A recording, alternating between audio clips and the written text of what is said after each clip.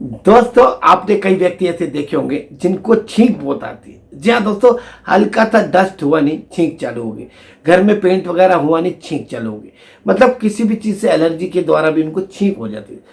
तो वो छी छी छी छी करते परेशान हो जाते हैं, या वैसे भी उनको छींक आती रहती है।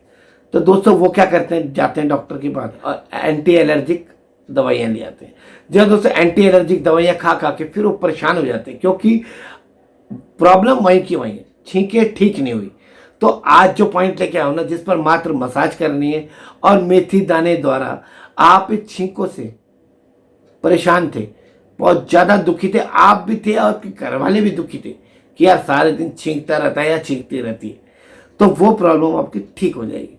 तो करना क्या है, देखिए रिंग फिंगर में फर्स्ट ज्वाइंट सेकंड ज्वाइंट पे आना है, इस पर इस तरीके से मसाज करनी है आपने, सेकंड वाले ज्वाइंट पे 2 मिनट इधर इस तरीके से और 2 मिनट इधर वाले पे।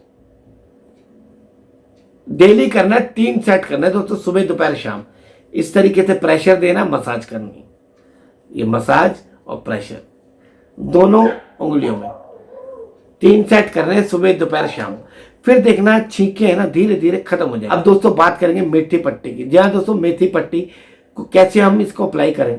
दोस्तों आपने क्या करना है, इस तरीके से पेपर टेप के ऊपर मेथी दाने लगाने और इस वाले पॉइंट पर आपने अप्लाई कर देना है। देखिए दोनों हाथों में मेथी दाने को करना है और इस तरीके से दबाना है, ताकि क्या होगा, ये पॉइंट एक्टिवेट हो जाएगा।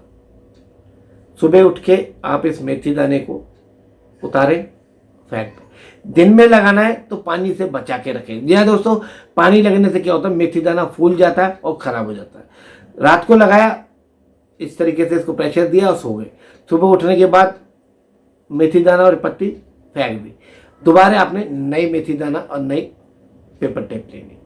फिर देखना छींकों की दिक्कत है ना खत्म हो जाएगी। वीडियो अच्छी लगी तो लाइक करें, शेयर करें, चैनल पर पहली बार आए सब्सक्राइब करना ना भूलें। नमस्कार दोस्तों, फिर मिलूंगा आपसे किसी नई वीडियो पे, किसी नए टॉपिक पे। नमस्कार।